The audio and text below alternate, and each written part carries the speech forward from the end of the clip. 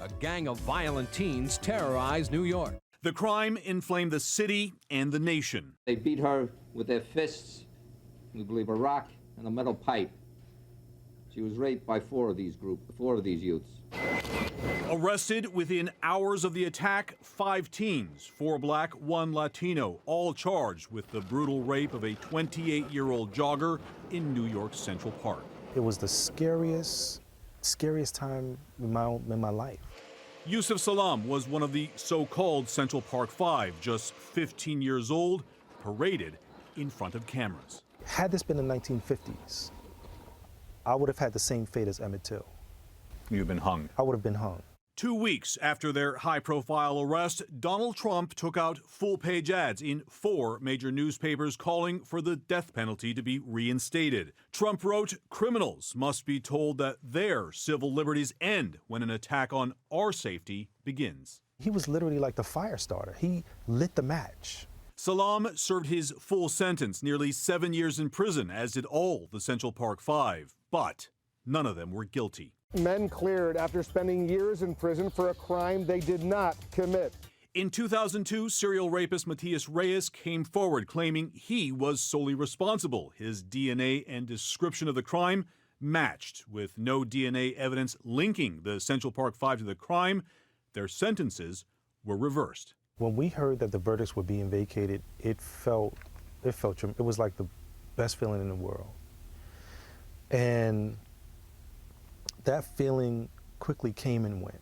Donald Trump! Donald Trump! You can't hide! You can't hide! The Central Park 5, their families and supporters wanted an apology from Donald Trump.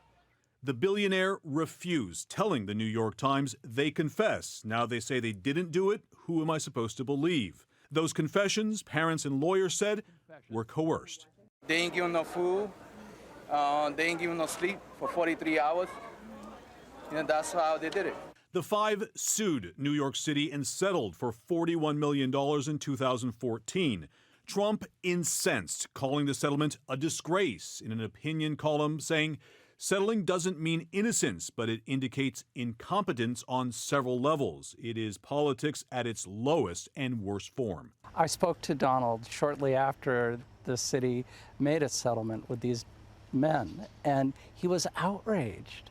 Michael D'Antonio's The Truth About Trump follows the billionaire's rise to the top of the GOP ticket. He's not a person who takes in new information and then adjusts and accepts reality. The only reality that matters to him is his judgment, which was rendered many years prior. No matter how total the vindication for the Central Park 5, there is still one thing they'd like to see. I keep saying to myself, one day, Donald Trump is going to perhaps take a full-page ad out and apologize to the Central Park 5. You know, that would be tremendous. That might make the, it's funny. Do you really think that's going to happen? I doubt it's going to happen.